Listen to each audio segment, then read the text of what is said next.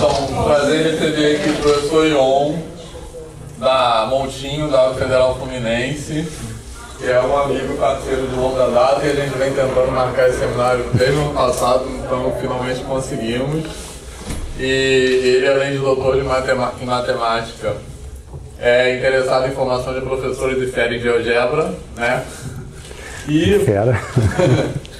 vai falar sobre uma coisa que nós temos discutido bastante aqui, que é o conhecimento de matemática para o ensino, especificamente ligado com tecnologia e, no caso, no caso de números reais, e mostrando algumas coisas que podem ser feitas com o uso do GeoGebra.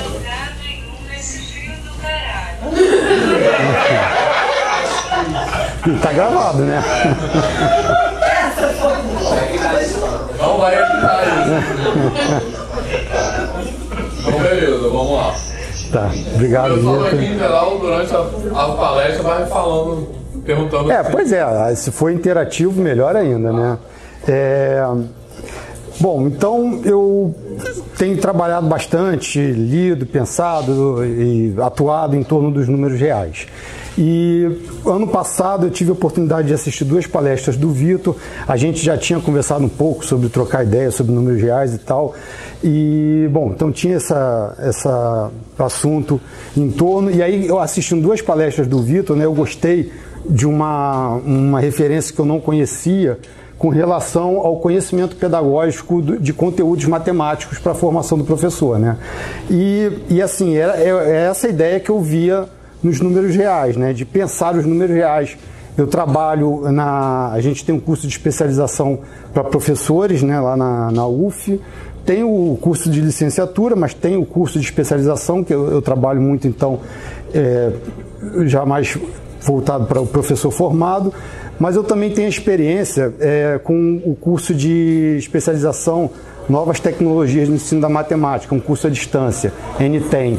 E aí é uma experiência que permitia, né, porque ele está acabando, permitia lidar com 200, 300 professores por ano, né? Aí, então tem essa experiência, teve essa atenção de olhar os números reais para ajudar no ensino escolar, né? Bom, e aí então eu pensei em trabalhar esse assunto aqui, dar uma visão, um apanhado geral o máximo possível, né? Porque não dá para fazer isso nesse tempo.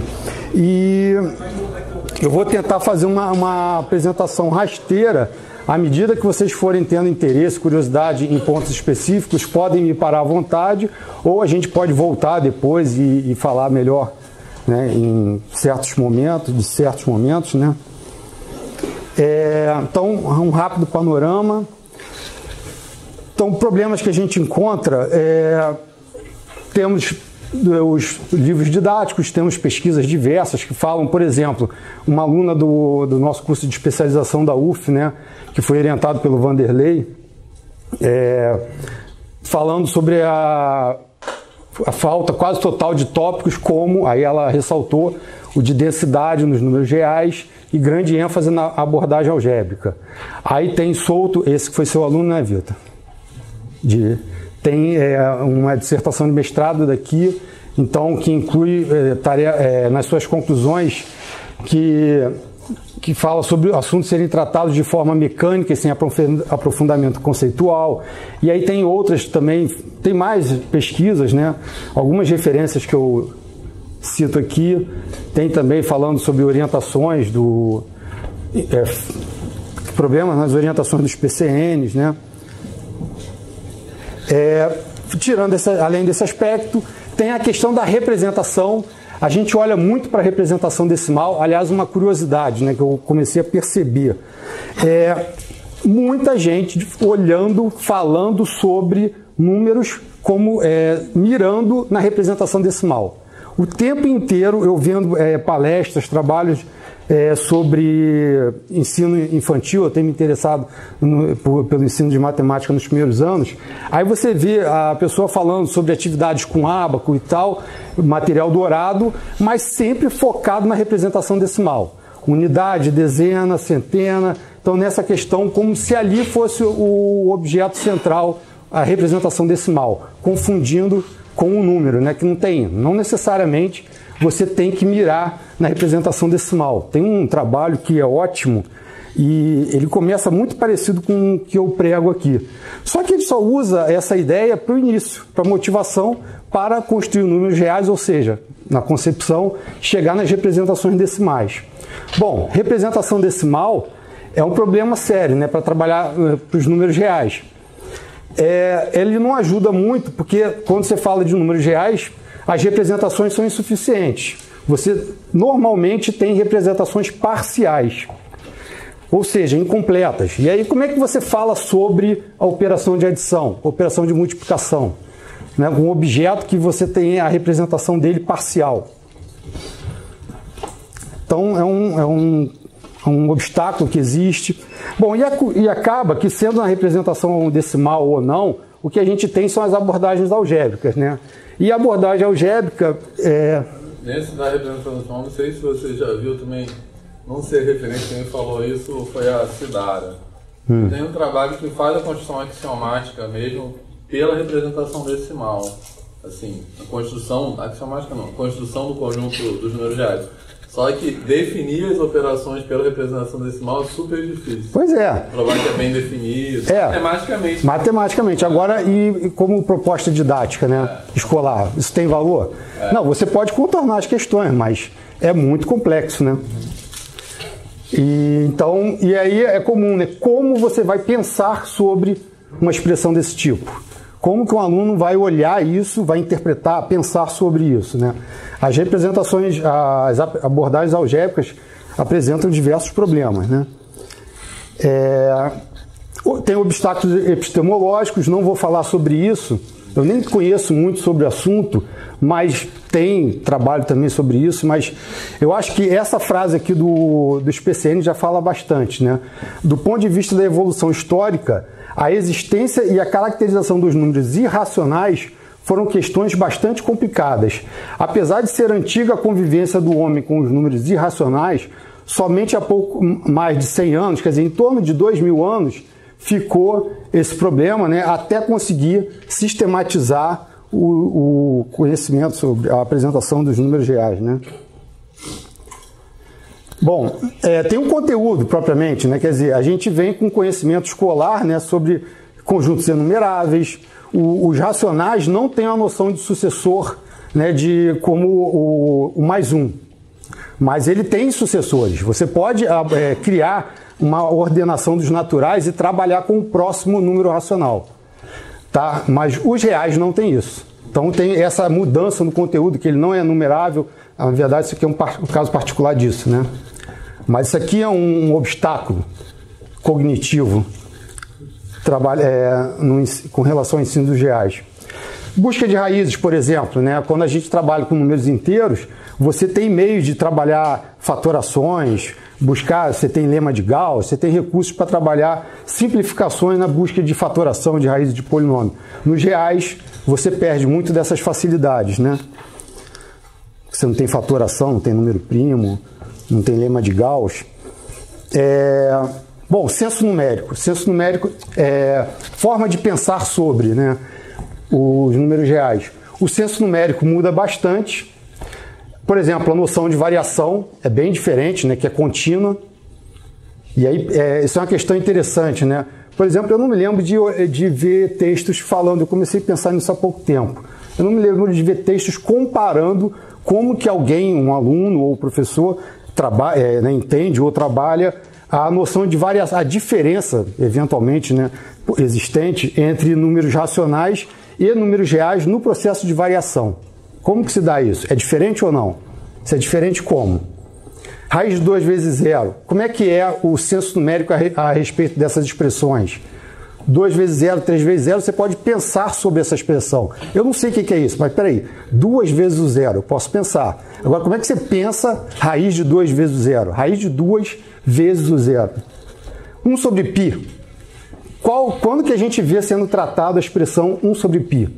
Nos livros didáticos, nos textos, né? 1 sobre π é 1 dividido em π partes. Isso não faz sentido. Essa notação, essa semana, trabalhando em sala de aula, num questionário sobre números reais, aí eu perguntei, x é negativo Então 1 sobre x era negativo.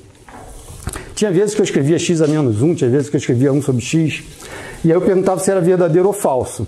Aí eles falaram que era verdadeiro e argumentaram que era 1 sobre x, 1 dividido por x. 1 é positivo, dividido por um número negativo, era um resultado negativo. Só que eles falavam isso para mim e eu não entendia. Eu não estava entendendo o que eles estavam explicando. Porque para mim 1 sobre x não é 1 dividido por x. É o inverso do x. Aí eu escrevi x vezes x a menos 1, né? 1 sobre x é igual a 1. Se o resultado é positivo, se um sinal é negativo, o outro tem que ser negativo. Né? A gente não conseguia se entender. Até que eu entendi que eles estavam falando 1 dividido por x. Mas é uma interpretação meio questionável, né? Bom, então o senso numérico é bastante diferente. Tem outro também, claro, senso numérico, que é 2 elevado a pi. Não, aí já vai mais longe ainda, né? Aquelas interpretações todas que... E os livros, em geral, jogam isso para debaixo do tapete e depois fala de função exponencial, né? Com domínio real. E não tem nenhum significado. Esses casos são mais, Tem também as provas por indução finita, não vale. Então, por exemplo, uma coisa que eu sempre pergunto, né? Aonde que se vê que a área de um quadrado é igual a L ao quadrado? Aonde que se trabalha isso na escola? Ou na faculdade? Alguém já viu aqui demonstração sobre isso? Na escola ou na faculdade? Alguém já viu? Falando sério. A gente pode ver no curso de integral e tal, tira como consequência, mas trabalhar ali dentro da axiomática da geometria ou no contexto de análise de álgebra, né, dos números reais. Quer dizer, e aí como é que se pensa nisso? O que eu acho que as pessoas sempre falam imagina um número de quadradinhos, aí você tem para cada quadradinho uma fila, né, com a altura. Aí você tem L mais L mais L mais L, L vezes. Esse argumento, esse pensamento é todo específico dos inteiros. E que você pode até estender para os racionais, mas não pode pensar assim para os números reais. Teorema de Tales, a demonstração do Teorema de Tales tem essa lacuna, né? Os textos didáticos, de modo geral, não fazem esse salto. E aí, modelos intuitivos. Modelos intuitivos para os números reais são completamente diferentes. Isso tem que ser considerado também, né? Outra questão... Então, tirando essa parte dos problemas, né, foi só um panorama rápido. Quando olhar para os números reais, ensino de números reais, você tem que ter claro os seus objetivos didáticos.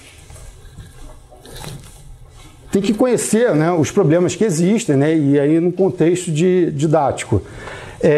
Então, isso aqui foi uma questão que eu coloquei uma vez numa disciplina de um curso à distância, né, do CEDERJ, né, do curso da matemática de licenciatura do CEDERJ. Eu sou coordenador da disciplina Matemática Básica, que recebe os alunos. Então, ela recebe em torno de quase 2.000 alunos por semestre. E a gente corrige assim, passa os que fazem provas em torno de 1.000 alunos, né? E aí, quando eu comecei a conhecer a educação matemática, eu comecei a prestar atenção em coisas que até então não prestava atenção. Então, né, uma questão aqui, que eu nunca tinha parado para pensar nisso, né, determinado domínio da função. Olha o que aconteceu. A resposta mais comum foi essa. E é interessante que foi essa, quer dizer, não entrava o menos 4 na resposta, aqui tinha que parar no 5, né? Mas o cara perdeu essa parte aqui, não se incomodou com isso, né? Isso. Essa foi onde foi aplicado de seleção para... Em matemática básica. É uma disciplina, né, uma prova da disciplina. Durante o curso. Da licenciatura. E eu não esperava por isso, então eu não prestei atenção. Assim, eu não aproveitei isso para fazer uma pesquisa sobre, né? Mas aí... né? Então o que acontece é que eles tendem a listar os elementos, os números reais. Uma coisa que não pode ser feita, né? Porque não é enumerável. Um outro exemplo que eu dei num curso de farmácia, eu dei essa questão onde eu dava uma função definida no intervalo de menos 1 a 4, dizia que ela era derivável, e dava um monte de condições sobre derivada, segunda derivada, valor num determinado ponto e tal. E aí eu pedia na primeira, no item B aí, né? Ah, não, eu pedia no item A para fazer um esboço do gráfico. E no item B, aí no segundo ponto, né? Qual é o menor intervalo onde eu posso garantir que está o ponto de máximo da F? Baseado no desenho que ele ia fazer. Então, esse foi o único aluno que respondeu a questão completamente, né? Mais ou menos assim, mas fez o esboço direitinho do que era, né? Então, o máximo, ele tem que estar entre o 1 e o limite, 4. Mas o dado era que não acontecia o máximo do 4. Então, não teria que botar a resposta aberta no 4. Olha a resposta, como é que ele colocou. Ele desprezou o 4, né? Quando ele colocou numericamente, ele fez isso claro. Ele não fez o desenho assim, né? Porque aí o máximo ia acontecer na extremidade. Ele teve esse cuidado de fazer a volta, né? Mas, na hora de escrever, perdeu informação, né? Só para vocês terem noção, aí eu comecei a prestar atenção nisso, aí eu estou fazendo uma pesquisa sobre isso. Coletei 504 provas. Falar sobre a resposta x maior que 1. Então, olha as coisas que aparecem. Essas só são alguns exemplos, tem muito mais coisas. Então, mesma questão. Não. Aí agora eu fiz isso foi ano passado. Eu botei uma questão já pensando nisso, só que eu fiz uma metodologia de ensino já preparando para isso. Eu trabalhei como responder, como apresentar um conjunto. Você pode apresentar um conjunto por propriedade ou por lista. Só que nos números reais você não pode listar, né? Depois eu vou até mostrar uma animação que eu usei para trabalhar essas ideias e tal. Isso foi muito trabalhado. Só que os alunos estavam acostumados com perguntas do tipo... apresente a resposta na reta numérica. Apresente a resposta em termos de intervalo. A gente dava muita questão orientando como dar a resposta. Nessa pergunta eu deixei de propósito, pedi para resolver uma inequação e não disse como responder. E eles naturalmente tenderam a apresentar o resultado. Isso aqui, por exemplo, fez da forma tradicional e aí tentou, eu acho, né, fazer nos moldes que a gente estava acostumado, listar as respostas, o que não pode, né? E aí, então, acontece essas coisas, né? O x maior que 1 vira maior ou igual a 2, né? O segundo ainda é interessante porque ele botou duas opções de resposta como se as duas representassem a mesma coisa, né? Terceiro também. Mas ali tá até assim, parênteses. Não, e assim... mas eu acho que essa aqui, às vezes, fica... Não, mas aqui às vezes eu acho que o cara fica com a ideia, né? X maior que 1. É alguém maior que 1. Não sei se está claro. Né? Pode pensar isso aqui. X maior que 1 são esses. Agora, essa notação é muito comum, está associada à representação numérica. Eu acho que essa daqui está mais claro que ele viu a continuidade, né? Todo o conjunto. E não foi, né? Ele deixou claro que existe a confusão. Às vezes a gente acha que o aluno chegou aqui bonitinho. Pô, o cara sabe a matéria. Aprendeu direitinho. Manda ele dar mais um passo, né? Isso aí, só para entender, você deu uma desigualdade, ele resolveu e chegava em x maior que 1. Dava uma desigualdade lá. Por que ele apresentou mais de uma solução? Você pediu para... Porque durante a disciplina era muito comum eu pedir, dê a resposta em termos de intervalos e representada na reta numérica. Eu pedia várias vezes, de uma forma ou de outra. Teve muito exercício de conversão. Eu dava um conjunto representado na reta, represente esse conjunto em termos de intervalo. Eu fiz muito exercício de conversão. Então eles já estavam acostumados. E dizia aí, você vê que eles não estão dominando essa ação de conversão. Com a coisa de não dominar, eu acho que eles estendem o que vale para outros campos numéricos nos reais. Eles levam, e conceitualmente eles não entendem como um número que é diferente. Sim. Então são obstáculos que tem aí para a gente olhar, prestar atenção, trabalhar. Esses obstáculos, até naquele livro a gente está chamando de ressignificações, que é quando sempre você passa de um conjunto numérico para outro, por exemplo, de N para Z. Para os inteiros. Tem tipo assim, em N a adição sempre aumenta, em Z a adição pode diminuir o resultado. E o professor, que eu acho que é um aspecto do conhecimento do professor, é estar atento a isso, entendeu? Passa batido e o aluno leva aquilo nunca é desconstruído, né? Tem um que a gente estava conversando com o Agnaldo sobre coletar dados e não usá-los, né? Porque a gente fica armazenando. Tem um que eu trabalhei no NTEM, foram 2 anos com 100, 200 professores, eu perguntando, né, nos fóruns sobre propriedades, diferenças e dificuldades envolvendo GAs, e eles falavam, né, eles entendiam que problemas sobre fração eram problemas sobre números reais. E muitos tinham essa ideia de que os números reais, tem essa ideia de que os números reais, quer dizer, aumentando o conjunto, vai aumentando as propriedades.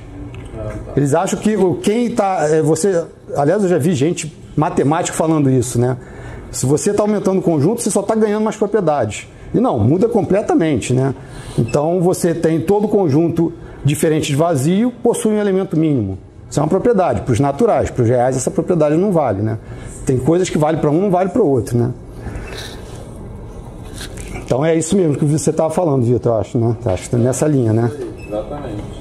Bom, então só para ser... eu vou tentar ser rasteiro, né, em alguns aspectos, e aí, só para ter noção, mas eu estou preocupado, então, na minha fala com várias questões didáticas, né?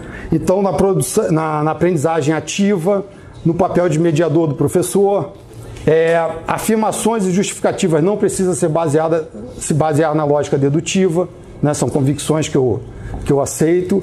Abordagens formais devem ser evitadas na iniciação de estudo de cada conceito, né? E aí, em particular, algoritmos e fórmulas também devem ser evitados. Estou de acordo com essas premissas.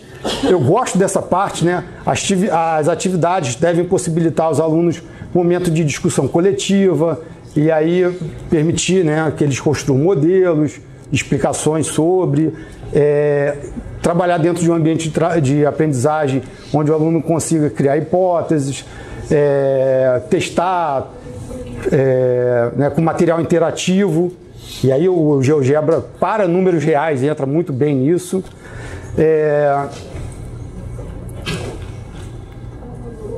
E aí respeitando diferentes ritmos, as animações interativas, onde ele consegue trabalhar as atividades explorando, eu acho que funciona bem isso, né?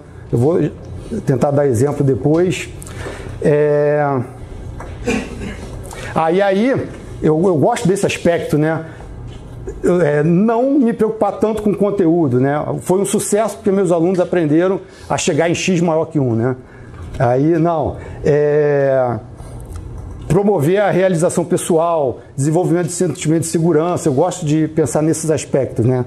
Ligados a um contexto de cidadania, de construção de cidadania, né? Bom, e aí o que eu quero dizer é que números reais pode ser pensado também nessa questão, né?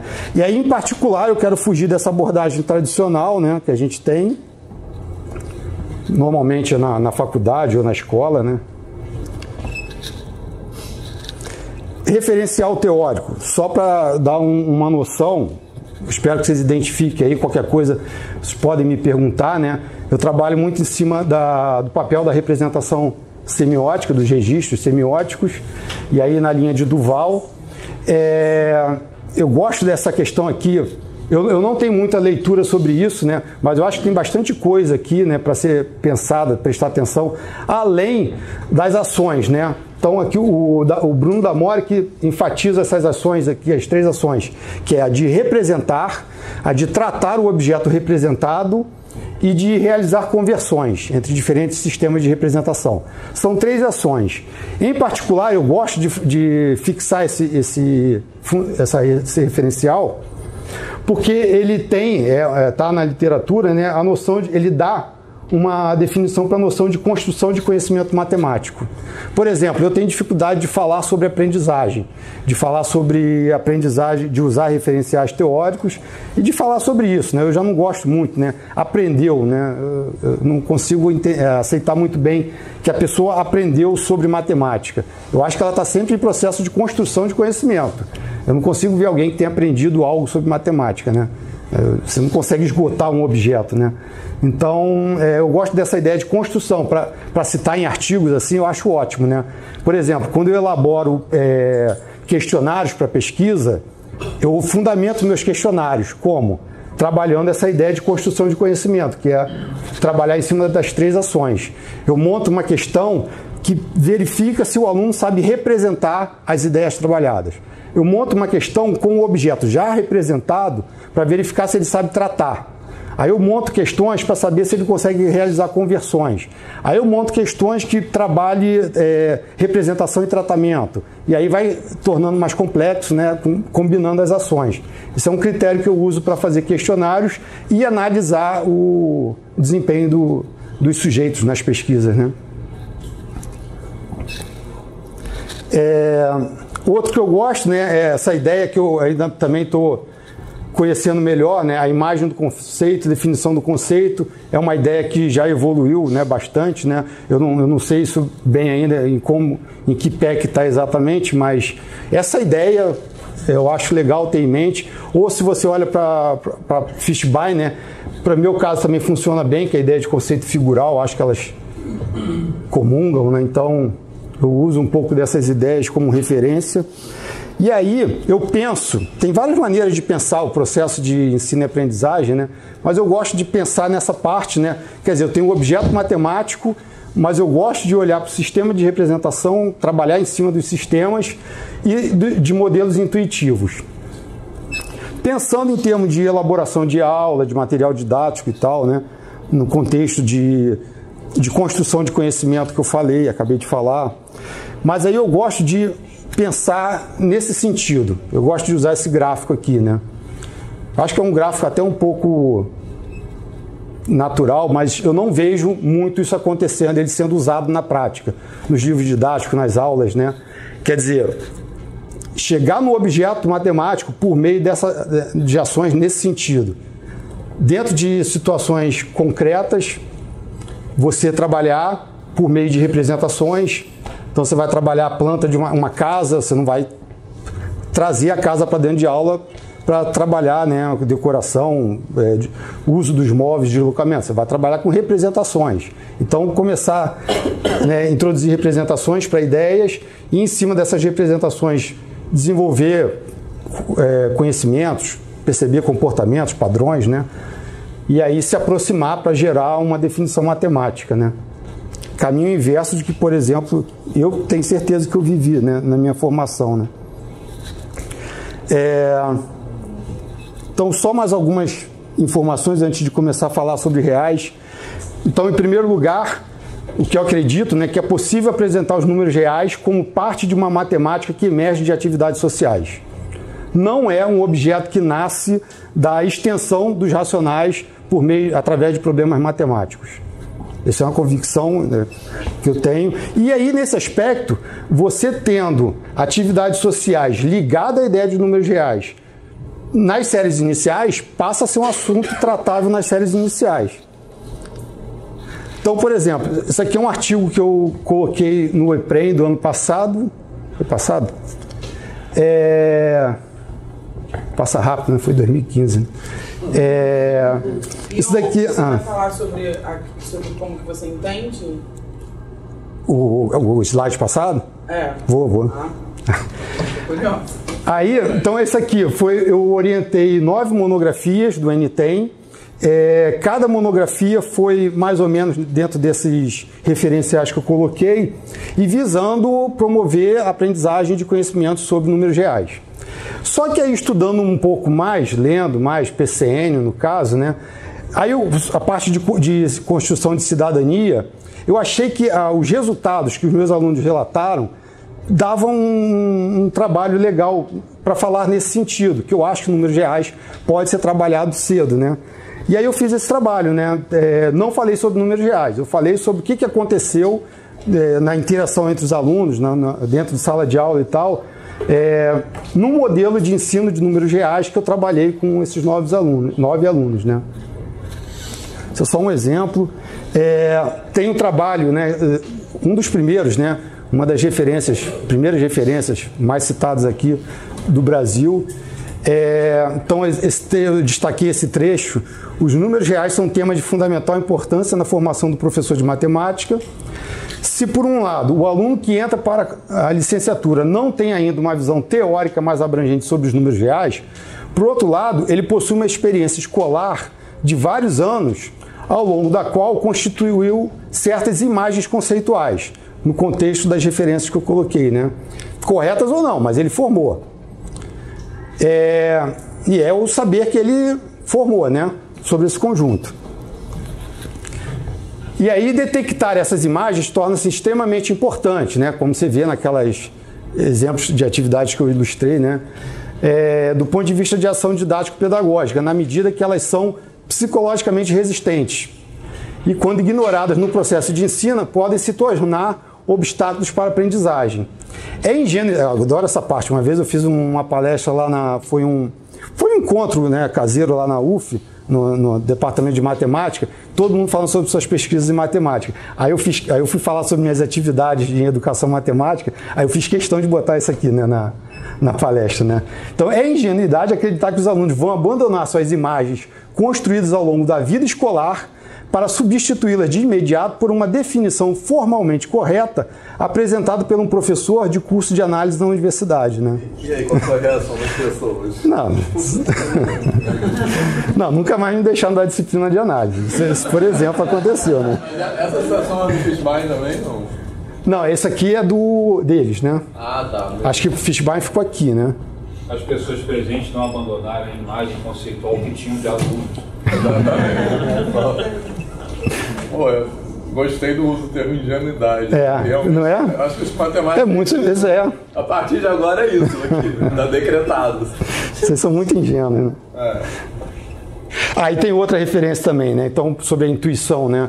O modelo intuitivo e tal. Por exemplo, tem um texto muito famoso do João Pedro da Ponte, no encontro que teve em Portugal, sobre álgebra, que ele fala lá, claramente, que números reais não tem um modelo intuitivo para se trabalhar na escola. E eu discordo disso, né? Então, eu estou seguindo essa orientação de Fishbein e os outros no final desse artigo, né? Que que os conceitos sobre os números devem ser ensinados sistemática e explicitamente, mas eles não se referem ao conhecimento técnico, definições e procedimentos de resolução, né? Mas também para levantar problemas de natureza intuitiva, né? No contexto intuitivo, né? Então, eu gosto de pensar assim. Então, vamos lá, para os números reais. Eu parto desse sistema, dessa configuração, né? Eu considero essa configuração e eu parto desta forma de representar números reais. Lembre-se daquela sequência, né? Quer dizer, você tem que ter referências na hora de você montar a sua ideia, né? Você tem que ter referências. Referências sobre o objeto, sobre as propriedades, sobre o sistema de representação e sobre os problemas, né? Bom, eu comecei considerando essa daqui porque eu acho que é o sistema de representação mais amigável para o aluno. São representações completas, né? Intuitivas, visuais, né? Bom, e aí você pode trabalhar, eu gosto mais assim, de pensar assim. O problema é que quando você lida com dois elementos, aí um se sobrepõe ao outro, se você usa cores diferentes, não funciona, né? Aí acaba trabalhando com pontos, né? Mas eu gosto de, no primeiro contato... Não entendi a diferença das duas. Segmento ou ponto? Não, porque... Você está destacando o que você quer. Não, visualmente, isso é uma coisa importante, né? Esquece números reais. Não, esquece números reais porque a gente não tem essa como falar sobre esse objeto. Qualquer coisa que eu fale aqui vai ser incompleto. Então, assim, é o visual. Isso aqui é diferente disso, né? Porque esse aqui tem esse traço azul, esse aqui não tem. Agora, o que significa isso? Cada um vai pensar de um jeito.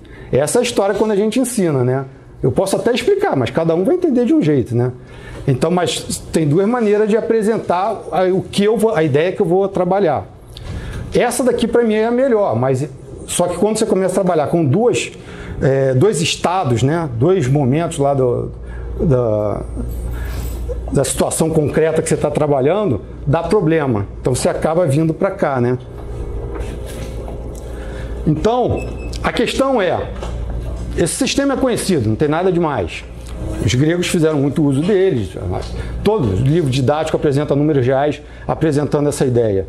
Mas a questão é, como ou quanto que podemos explorar esse sistema de representação?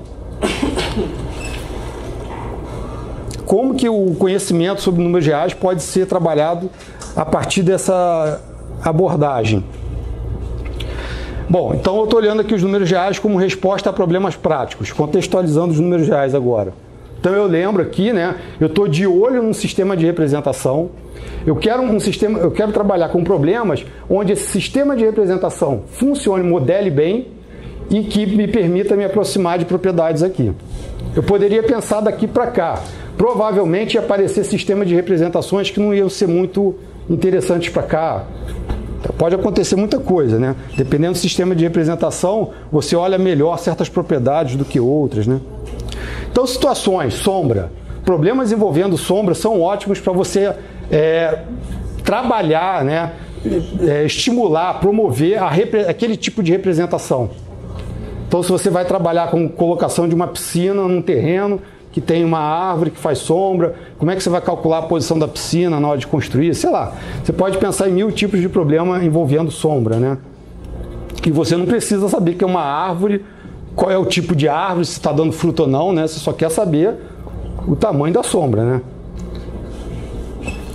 Problema de tempo. Tempo ele é trabalhado, representado num relógio analógico, ou então quando não é digital, né? Mas a gente pode trabalhar na reta numérica, né? Na linha do tempo também. E aí você vai ter outras ideias, né? Por exemplo,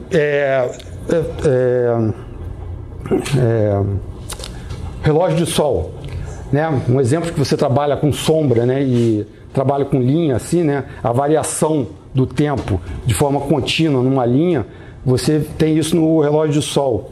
Eu gosto muito desse exemplo. Eu fiz uma pesquisa onde eu fiz várias perguntas trabalhando essas ideias de representação, conversão e tal, né? E aí trabalhando ideias que eu vou ilustrar melhor daqui a pouco. Mas eu gosto muito de trabalhar com essa ideia quando eu era novo. Na época não era muito comum relógio. E aí eu pegava onda. E eu ia muito cedo para pegar onda. Eu ia para a praia escuro, para quando estivesse clareando, cair na água, para determinada hora eu sair correndo para ir para casa, tomar banho e chegar na aula, né? E não tinha relógio. Então eu tinha que ver pela posição do sol a hora que eu tinha que ir embora, né? E isso variava, né? Porque de inverno para verão você tem essa variação. Então você tinha que se guiar. E aí é engraçado, né? Porque as ondas são de natureza discreta, né? Vem uma atrás da outra. E aí você fica querendo pegar a última onda, né? E o sol tá lá se mexendo, né? Aí você fica querendo pegar mais uma onda. Será que eu já tenho que ir correndo, né? E tal, né? Mas você viver o tempo sem uma referência, né? Digital é interessante, né? Para você formar algumas ideias, né? Aí você tem outras situações, né? Deslocamento escalar. Tá, você pode se deslocar de pontos diferentes, em direções diferentes, em sentidos diferentes, mas como é que você compara o tamanho do deslocamento? Então você tem que jogar eles para o mesmo referencial, né? Botar um do lado do outro e comparar. Então isso você trabalha naquela configuração da reta, né? Ó, tem alguns fenômenos, né, que tem essa configuração do segmento. Temperatura. Qual é o modelo legal para você representar a temperatura? Temperatura ou um termômetro, né? Melhor, termômetro. Qual é o modelo legal? Ele tem essa variação contínua do mercúrio que bate com aquele sistema de representação, né? Aí eu botei isso aqui de brincadeira, isso aqui vocês conhecem, né? O tesômetro, né? E aí você também pega e você vê a variação do líquido, né? Eu acho legal, fenômenos que tem variação contínua, né? Oi? Tesômetro. Essas cidades que você viaja, que tem lembranças, a maioria tem, cara. Aí o outro aqui, uma situação problema. Um problema aqui que você fala de um quarto onde tem um armário, um quarto que tem um formato retangular, aí dá a medida das paredes, dá medidas do armário, e a pergunta ele está numa parede, você quer saber se você pode deslocar para outra parede. Bom, para fazer essa parede oposta, você tem que girar o armário. E a pergunta você gira? Muita gente pode olhar esse dado aqui, né, 2,80, numa parede mais larga de 3 metros, dá para girar. Então tem gente que simplesmente diz que sim. Tem gente que olha esses números e não sabe o que fazer. Arma o problema, né? Quando o cara chega a representar, então olha as ações, né? Você tem que trabalhar a representação. Às vezes o aluno olha o problema e não sabe o que fazer. Ele tem que ter trabalhado a representação. Essa representação ajuda em alguma coisa para entender o problema, pensar numa estratégia? Aí eu não consigo ver alguém olhando para isso e pensando em como usar Pitágoras, né? Por exemplo, você pode trabalhar com uma representação geométrica, aí isso já vai ajudando.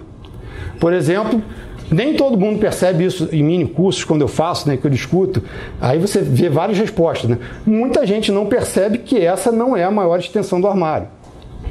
Tem gente que percebe de imediato, tem gente que não. A maior extensão. E aí como é que você pode resolver o problema? Você pode voltar lá para os dados, usar Pitágoras, determinar a diagonal e verificar. Ou se você tiver um GeoGebra, um compasso direitinho e tal, você pode tratar as informações dentro desse sistema de representação. Você não precisa fazer conta, né?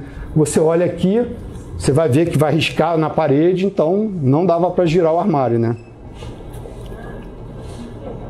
Uma maneira de trabalhar. O que eu quero dizer é que esse sistema de representação, ele é tratável, ele funciona para resolver problemas, né? Não é só um meio de representar para depois converter para número, tem que resolver sempre por números, né? Tá, Bruna, você entendeu ali a ideia que você perguntou, né? Quer dizer, você tem tempo, você tem situações onde uma configuração natural, que parece ser natural, para falar sobre o objeto, é aquela que eu estabeleci para ser depois, né, uma das representações dos números reais, né? Mas eu ainda vou dar mais exemplo disso, né? Bom, aí então a questão é que as atividades precisam de um objetivo didático. Só que esse objetivo didático matemático tem que ser conhecido. Quer dizer, para isso você tem que conhecer o que você quer falar sobre números reais. Dizer que você precisa saber que ele é um corpo ordenado completo, acho que não ajuda muito. Então, o que a gente precisa saber para falar sobre números reais? Saber que ele é um corpo, quer dizer, saber que ele tem a operação de adição, de multiplicação, que goza daquelas propriedades de comutatividade, associatividade e tal, não muda muito, porque isso é igual nos números racionais. Eu odeio a orientação que tem nos PCNs de que você deve pensar nos reais, trabalhar com as raízes e tal, como você trabalha com racionais. Essa generalização assim, né? Tem muita diferença, né?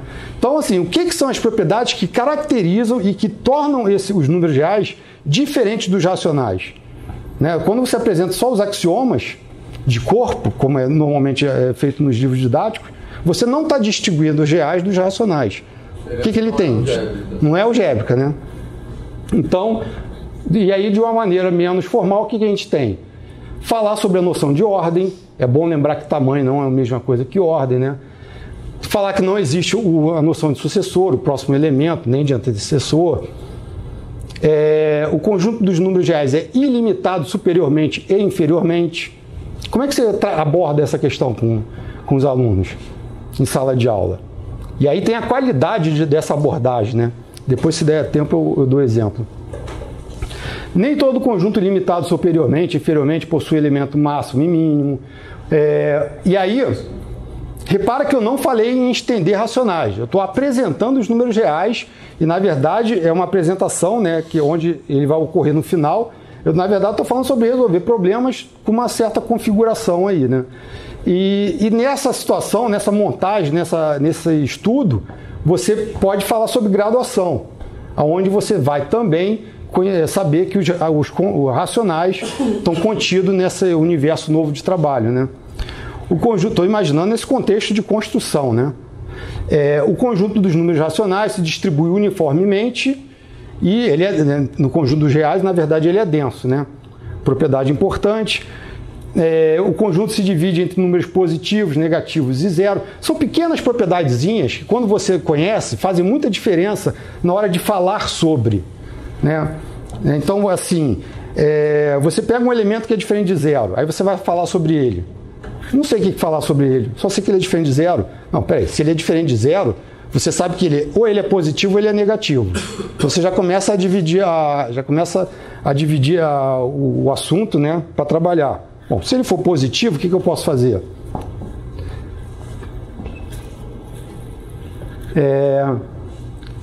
Então tem as propriedades que você tem que saber. Esse detalhe aqui eu vou comentar mais tarde. Você explicita quem é o simétrico, né? Existe um simétrico, né? Nessa abordagem você pode dizer quem é o simétrico. Então tem outras propriedades além das básicas, né? Envolvendo adição. E então, só um exemplo, né? tem a multiplicação, tem as propriedades e tal, outras propriedades. Essas outras propriedades, essa disciplina que eu falei que eu dou na especialização à distância da UF, é uma disciplina sobre álgebra. E aí eu queria, né, tratando de álgebra para a escola, eu mostro como é difícil ensinar álgebra, como não é trivial ensinar álgebra e como as pessoas não estão preparadas para falar sobre ensinar, usar álgebra, né? Então eu listo um monte de propriedades que existem de álgebra que são usadas implicitamente ou não na escola e que os professores desconhecem ou não sabem lidar com. São muitas, cara. Então, quando eu botei ali outras propriedades, na verdade são muitas. Tipo, menos A vezes B, menos em parênteses, é a mesma coisa que menos parênteses AB. Isso não é uma coisa natural, né? Isso tem que ser trabalhado. Bom, tá, então aqui. E aí você tem as propriedades, mas você tem as propriedades relacionando a adição com multiplicação, com a ordem, então propriedade de monotonicidade. Você tem que trabalhar essas coisas que não são vistas nos livros didáticos. Não é só as propriedades isoladamente, tem também a relação entre elas, né? A estrutura de corpo, de ordem e tal, mas tudo relacionado. E aí tem outros elementos que aparecem, né? Raiz quadrada, módulos, intervalo, tudo são conhecimentos que a gente tem que trabalhar. Essas coisas tem algumas perguntas que a licenciatura costumo discutir também nos cursos, por exemplo, essa relação com a monotonicidade. Assim, que é um corpo ordenado, né? Que é ter uma ordem e a ordem tem que ter relação com... Certo. Então, por que fala que C não é ordenado? Em que sentido? Você pode botar uma ordem lá, tipográfica, por exemplo, mas ela não vai preservar as operações nesse sentido. Isso tudo é meio assim, né? Não é discutido em momento nenhum, né? Não, um exemplo que eu gosto de usar para que eu acho ruim essa generalização que está incluída nos PCNs, né? Então, se por generalização você sabe que x ao quadrado mais y ao quadrado igual a zero, então x e y são iguais a zero. Por generalização dos racionais, porque é um corpo ordenado, isso vale nos reais. Por generalização para os complexos, isso também vale para os complexos, porque tem as mesmas propriedades de corpo. E ordem, ninguém fala em ordem mesmo, então esquece isso. Vale para o complexo. Só que isso é falso, né? Porque você tem 1 ao quadrado mais i ao quadrado dá zero. Então, mas por generalização, o cara vai falando tudo, né? Vale tudo, né? E aí é isso que justifica que não existe ordem nos complexos, né? Associada à estrutura de corpo, né? Tá, então vamos fazer alguns exemplos, né, de como que a gente pode trabalhar isso. Noção de ordem. Eu tenho como falar sobre, né? Existe uma noção de ordem tal que... Não, eu mostro aqui, ó. Isso aqui é uma forma de apresentar explicitamente o objeto e manipular, trabalhar ele, né? Eu posso falar sobre a noção de ordem. Eu posso apresentar o que é adição. Posso até falar, né? O que é adição de dois números reais? Quer dizer, na verdade, eu vou pegar dois segmentos, né, dessa minha configuração, que estou sempre apoiado na origem e tal, e vou justapô-los, vou justapor um ao outro. É isso que é somar números reais. É a justaposição dos seus elementos. Tá? Então eu tenho uma definição sobre o assunto, uma definição, né, uma apresentação, e tem também para multiplicação. Isso aqui é uma representação da multiplicação. Se eu represento o elemento A dos números reais, o elemento B, nessa configuração, esse cara representa o AB. Aí, quando eu falo isso, assim, em artigos que eu já coloquei em congresso e tal, aí o cara questiona, tá, mas isso daí é um teorema, como é que o aluno você vai provar, né? Eu acho interessante como é que educadores, às vezes, são matemáticos, né? Eu não quero provar nada, isso é uma representação. Estou apresentando uma maneira de apresentar um objeto, né? Vamos trabalhar ela. Mais tarde você formaliza. A demonstração, o caráter de teorema, ele vai vir depois que você estabelecer as premissas, né? A gente não tem premissas aqui, a gente está juntando conhecimentos, está formando um corpo de conhecimento. Se você mais adiante estabelecer axiomas, aí você pode ver quem demonstra quem, né? Bom, então eu tenho esses sistemas de representação para trabalhar muita coisa sobre números reais. Por exemplo, quanto que é a raiz de 2 mais raiz de 3? eu não vou dizer que é raiz de 5. Eu não vou inventar moda. Eu vou pegar o raiz de 2, porque nesse trabalho pressupõe você graduar a reta, trabalhar números notáveis, né? Pode usar aqui no quadro? Pode. Então, se você trabalha na reta aqui, faz o quadrado aqui, então você trabalha a representação desse cara daqui. Isso é uma diagonal. Então, por exemplo, eu vou dar um exemplo mais adiante, que eu chamo isso aqui até de diagonal 1. Porque se você depois monta esse daqui, e aí eu giro para cá, aí eu vou ter a diagonal 2. Aí se eu faço essa espiral de irracionais, né? Girando, eu vou marcando várias diagonais. Usando Pitágoras, a gente vê que vai ser o raiz de 2, raiz de 3, por aí vai. Mas aqui, tendo isso graduado, aí esses desenhos que eu fiz aqui, todos eles são animações interativas. Então ele pode ir para o GeoGebra, porque se eu parar aqui para tirar, eu vou perder muito tempo, mas no final eu vou apresentar algumas animações. Mas então você pode ir no GeoGebra, marcar o raiz de 2, marcar o raiz de 3 e ver qual é o resultado da soma, que vai dar longe de raiz de 6, né? Então o cara não vai achar que é raiz de 6, porque ele vai fazer uma conta e ver que não é raiz de 6. Sucessor de π. Tem várias pesquisas que apontam, né, que mostram alunos e professores também, né, licenciados, falando que o sucessor de π é π mais 1, é 3,15, é 4, aí tem várias respostas, né? Nessa situação, se você vem aqui e marca o π, tá aqui o π. Qual é o sucessor de π? Sei lá, né? Nesse sistema de representação, como é que você pensa o sucessor de? Não faz sentido. Mas é questionável. Muita gente vai querer. Eles ficam, né, com aquela ideia. Mas aí eu tenho uma resposta para essa fixação em querer dar um sucessor, né? Mas vamos lá, mais tarde. Aí A mais B igual a B mais A. Isso agora é diferente. Ele olha A mais B e pensa sobre isso. Ele olha B mais A e pensa sobre isso. Ele fala sobre isso. Ele pode representar. Então, ó, ele vai representar A e B, um do lado do outro. Isso é A mais B. Agora, será que isso é igual? Quer ver um exemplo? Quem tiver com lápis à mão, hoje em dia é difícil, né? Com papel à mão. Tem alguém com papel à mão aí? Se quiser usar, então faz rapidinho essa representação. A seguido de B na folha. Que aí você tem A mais B na sua folha, né?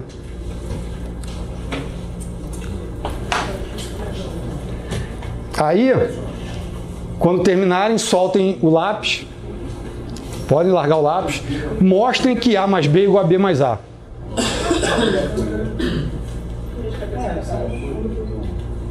Todo mundo já viu isso aí? Você pode girar a folha ou pode também virar ela ao contrário, né? Você olhando na transparência. E olha que essa ação, você cria uma justificativa, mas aí que entra o sistema de representação. Ele é um sistema de representação que ele faz referência a pensamentos matemáticos, que depois vão ser formalizados. Por exemplo, essa girar folha é uma rotação, é um movimento de rotação que é uma isometria e que não deforma. Você pode questionar com o seu aluno. Mas como é que você garante que quando você virou, não mudou o tamanho, né, do segmento AB, agora o BA ficou compridão? Não, porque quando eu movi, eu não dilatei a folha. Isso é um movimento rígido, né? Tem ideia matemática por trás, né? Então, é uma coisa, é até bem diferente de chegar para o aluno e dizer vale a comutatividade, A mais B igual a B mais A. Uma situação didática, então, para trabalhar a noção de ordem. Instrumentos temperados e não temperados. Então, uma situação onde eu poderia... eu comecei a pensar nisso quando eu vi meus filhos estudando. Eu fiquei impressionado, primeiro eu fiquei impressionado com a qualidade do trabalho na escola. Boa. Como que os pedagogos faziam coisas legais com meus filhos, né? Até a certa idade, né? Chegou um momento agora estudar para valer, larga os brinquedos, né? Larga o material, agora é só folha de papel, né? Mas material dourado era só figurinha e colar, né? Oi? Quando chegaram os matemáticos. Aí então eles trabalhavam muito exercício de sucessor. Muita coisa sobre de sucessor, antecessor, com figurinhas e tal, desenhando florezinhas para contar, né, o sucessor e tal. Mas ninguém vive o não sucessor. a não existência de sucessor, situações onde não existe sucessor. E será que não pode fazer isso já desde cedo? Será que a gente não pode explorar situações que a criança viva e aí falar, ó, qual é o sucessor aqui? Não é porque fica com dogma. Número tem sucessor. Esse é o dogma. Desde criancinha ele aprendeu isso. E racionais. Já nos racionais ninguém sabe que não existe sucessor, né? Eles acham que existe sucessor. O sucessor de 1/3 é 2/3. O sucessor de R$1,12 é R$1,13, né? Porque se associa racional à moeda, materiais concretos, situações concretas, e existe sucessor nessas situações, né? Bom, esse aqui é um monocorde de Pitágoras. Se você construir ele com esse traste móvel, você vai gerar notas diferentes. Então ele é um monocorde que gera uma nota. Mudando o traste, você gera uma nota diferente. E aí você pode brincar com isso, né? Isso é aplicado aí? Esse instrumento é para quê? Não. Então isso eu descobri esse instrumento. Eu acho que ele serve a essa ideia de trabalhar a não existência de sucessor. Essas notas que você está falando? Não, aí seria num contexto de educação escolar musical. Musical, esse instrumento, tá. Essa ideia do que seja isso. Esse instrumento deu origem ao sistema de cordas. Sim. História de Passola que foi usado por ocidental, a primeira experiência física feita. Mas eu não sabia que era assim. É o sistema ocidental, que o oriental é totalmente diferente. Eu não sabia como era. Eu não sabia como era. Eu tava lá, que eu me lembro. Ainda bem que a gente tem você aqui. Ainda bem. É assim, Sócrates. O que é não temperado? Pois é. Obrigada. Então eu fui conversar com uma colega minha, musicista do Municipal. Então, temperado é piano, violão, que já vem com as notas marcadas, né? Você sabe quais notas. Flauta doce. E não temperado é violino. E aí não dá para... trabalhar com violino vai ser complicado. Isso aqui é fácil de produzir, né? Um é contraste, outro é. Sem taxa. Então você não sabe onde é que está a nota. O violinista, ele pega o dedo, coloca ali de ouvido, de posição, ele acaba decorando, mas ele de ouvido ele sabe qual é a nota, né? Então uma situação que pode ser didática. Sem traste. Sem traste é não temperado. Você consegue notas entre uma semitona e um tom. E qual é sem traste? Violino, violoncelo. Um que tem também flauta. Consegue nota de intermediário. Um que tem também que você consegue trabalhar essas ideias, flauta com êmbolo. Vocês conhecem flauta com êmbolo? Aquela faz. A nota ela varia continuamente. Você pode contrapor a flauta doce. Toda criança aprende na escola a flauta doce. E você sente a variação de nota. No êmbolo você. Oi? Falta da feira. Por quê? Porque 20 não feira. Ah, tá. Enchendo o saco, a criança... Dizem que foi... Não, dizem que foram os índios brasileiros que fizeram essa flauta, né? Mas muita coisa acontece paralelamente em diferentes civilizações, né? Bom, então, ó, o exemplo, então, Bruna, repara que uma situação que você pode viver, concreta, podia ser uma flauta com êmbolo, e que está associada ao sistema de representação que a gente quer trabalhar, que está mirando. Está associada a um segmento de tamanho variável. Então, você pode trabalhar, não é isso que se faz na escola? Pedir para a criança registrar? Isso não é um tipo de atividade? Registra essa nota. Ou então, a partir desses registros, fale sobre essa nota. Então, já é um trabalho de representação, né, de uma configuração que é legal, que a gente quer, e já direcionando. Que aí você pode trabalhar as perguntas. Num piano, uma vez tocada a nota, você pode perguntar qual é a próxima nota. Ou qual é a nota anterior na escala, né? Você pode. E aí no monocorde de Pitágoras, ou numa flauta com êmbolo, ou também, depois que eu me lembrei de um birimbau, você fecha a nota com a moeda ali. Mas aí você pode fechar em vários lugares. Então, qual é a próxima nota em instrumentos não temperados? Uma pergunta, né? Aí entra a pesquisa, como é que isso vai, qual vai ser o resultado com as crianças, aí é outra história, né? Não, aí você pode, né, varrer, né? Quais são todas as notas abaixo de sol, né? No piano você enumera elas, lista elas. Numa flauta com êmbolo, como é que você vai listar essas notas, né? Aí, o que você comentou, né, de Pitágoras, você pode colocar isso como um problema. Temperar o monocorde de Pitágoras. E isso existiu, né? Você pode temperar, então você faz várias cordas e vai temperando, né? Como seria esse processo de temperamento, né? Aí teria que ser na aula musical, né? Você faz esse temperamento aqui por frações simples. Sim, sim. Mas por que Ele tem a razão de harmonia, né? De encontro das notas. Aí teria que ser com o professor, eu acho, né? De música, né? Pô, eu não reconheço essas harmonias, eu sei que elas existem, né? Um meio, um terço, quarto, um quinto. Mas eu me lembro. Isso é que vai provocar, inclusive, eu te pergunto até você tem que falar isso, vai provocar os acordes consonantes e acordes dissonantes. Por frações simples ou não simples. E série harmônica vem daí. Sim, isso. É daí mesmo. Não, eu me lembro muito na aula de música na minha escola, quando eu era pequeno, que o professor ele era maestro, ele falava sobre os acordes. Olha como é que o som bate. Aí ele batia no piano. Tá legal. Olha como é que agora não casa, né? Pra mim não fazia diferença nenhuma. Não me machucava. No dele machucava a beça, né? Então, por isso que eu acho que aí entra o professor de música, né? E você pode rever essas ideias em outros contextos. Tempo, né? Então você tem o tempo no relógio digital. Quando será o próximo momento? O relógio de sol, que é um objeto bastante interessante, né? E aí, qual é o próximo momento? Um relógio de sol. Você pode fazer essas perguntas, a criança pode viver isso. Né? Na porta da escola e o sinal de sua tocada, né? Entendeu a onda? Bom, então, o que a gente pode trabalhar? Ordem e tamanho, não existência de sucessor e antecessor, pequenas variações, noções de variações pequenas, grandes, né? Pode fazer um trabalho mais qualitativo, discutir sobre ser ilimitado superiormente e inferiormente, quer dizer, esse seu som, você pode aumentar o quanto você quiser? Bom, você pode aumentar a corda do monocorde, né? Você pode discutir isso, você pode botar mais teclas no piano, pode aumentar ou não, né? Sobre conjunto, pode falar sobre conjuntos limitados, né? Aquela questão, quais são as notas menores do que o sol, né? Então você pode ver aí coisas sobre ter o máximo ou não, o conjunto, né? Aí aqui você pode parar para olhar para outra coisa. Fala. Meio de louco, né? Assim. Fala. Seria muito errado. Agora me veio essa pergunta aqui para a gente pensar que o Ion aproveitar e dizer o que ele pensa também, se ele ajuda. Porque, claro, não faz sentido falar de sucessor sem ser uma palavra discreta. Mas seria muito errado dizer assim, ó, existe, mas a gente não sabe qual é.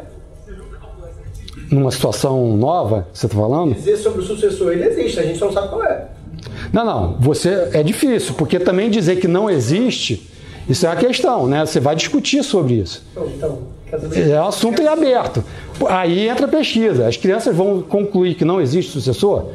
Espera um pouco. A gente vai ter que definir quem que é sucessor com carinho, tá? Isso. Porque falar qual é o próximo número não é falar do sucessor. Uhum. Qual é o próximo número só é sucessor nos naturais. Isso.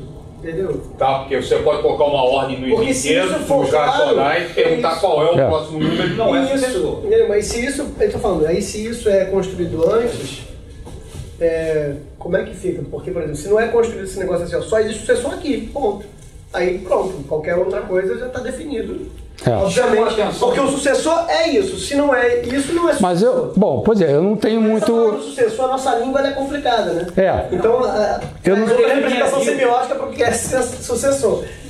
Ele chamou a atenção para mim uma coisa que é uma das chaves que mal faz as pessoas não e pior é que tem chão que isso me pega. Número complexo é par ordenado? Então me conta como é que real é subconjunto de um conjunto de pares ordenados se real não é par ordenado. Porque, na verdade, nenhum conjunto é subconjunto do outro. Isso é verdade. Existe um isomorfismo. Sempre é por identificação ou por imersão. Se a gente trabalha isso, quando você sai de natural para inteiro, você está saindo de um conjunto de números que não tem sinal predicativo para um conjunto com sinais predicativos. São entidades diferentes. Sempre. Todo processo de construção é assim. Tem significações diferentes, inclusive. Sim, só que para mim essa é uma das chaves. Essa é uma das chaves. Perceber que você não está ampliando coisa nenhuma, você está criando novos objetos que parte desse conjunto de novo objeto guarda a propriedade, guarda a configuração de um outro. Tá? Aí você tem o seguinte, você fala em em sucessor de natural. Mas quando você fala em sucessor real, não tem sentido. Isso, então. Por isso que você ressignifica. Ressignifica, né? Então, e aí a palavra sucessor não é só o que ela é para a matemática, mas a palavra sucessor, ela remete a muitas representações. Mas a gente pode, aí que eu ia falar, eu não tenho muita leitura sobre isso, mas a gente pode pensar primeiro em termos de sucessor no sentido de enumerar, de ordenar, não exatamente mais um. Eu estou pensando na cabeça de aluno, não com matemática. Você fala que não tem sucessor, parece que não tem nada depois. Eu já ouvi isso, gente. Eu não estou falando de... Você tem que... Entendeu? Não, como não tem nada depois? Não, tem. Mas a gente... Aí tem o sucessor do sucessor, né? Sim, aí... Que, aliás, é isso que caracteriza os naturais, né? Sabia que sempre vai ter um sucessor, né? Então, mas não tem nada depois, no caso, quando fala de reais, ele traz esse negócio de sucessor de ser o depois. Então, quem é que tem o depois? Aí você fala assim, não tem sucessor nos reais? Você não vai permitir usar a palavra sucessão nesse caso? Eu sei. Mas é ter ou não ter, o que o Vitor tá falando, né? Não faz sentido. Tanto é que nos livros eles não trazem nenhuma abordagem. Eu sei. Não, eu fiz uma experiência dessa sobre isso com alunos do Pedro II do segundo ano. E eles ficavam super incomodados com a resposta que eu perguntei qual é o sucessor daquele elemento na reta. E eles ficavam super incomodados, mas... Tem que ter um sucessor, eu sei que tem um sucessor. Tem que ter um depois. E aí eu tive que desconstruir isso, a gente discutiu, eles aceitaram, cara. Como matemática. Aparentemente, né? Eu posso fazer? Termina aqui, eu gostaria de fazer um levantamento sobre a apresentação. Tá. Mas acho que deixa você terminar, senão vai levantar uma. Aí então, só rapidinho que você falou. Teve uma vez, quando eu era novo, né, que eu dava aula de matemática, eu estudava, preparava antes, quando eu ia dar aula, eu acabava fazendo da minha cabeça, não olhava as folhas, né? E eu acabava fazendo coisas diferentes dos livros que eu estudava, né? E eu fazia muito isso com o livro do Elon. Um dia, dando aula, eu fui mostrar que o R era ordenado, né? Ele sendo ordenado, ele deveria conter os números naturais. E aí, né, o Elon, ele pega os naturais, cria uma imersão nos reais e mostra que a imagem, que essa função é injetiva e, portanto, essa imagem funciona como os naturais dentro dos reais. Aí, na hora que eu fui provar, peraí, cara, por que eu tenho que pegar os naturais e criar uma imersão? Os naturais não é o objeto, é um conjunto que satisfaz os axiomas. Então, é mais fácil eu pegar o 1 dos reais, esse 1 abstrato, e vou mostrar que 1 mais 1, 1 mais 1 mais 1, essa sequência de números consegue satisfazer os axiomas de Peano. E esse vai ser um modelo do conjunto de números reais. Aí, como é que o Elon fala uma coisa dessa, né? Então, em contrapartida ao que você falou.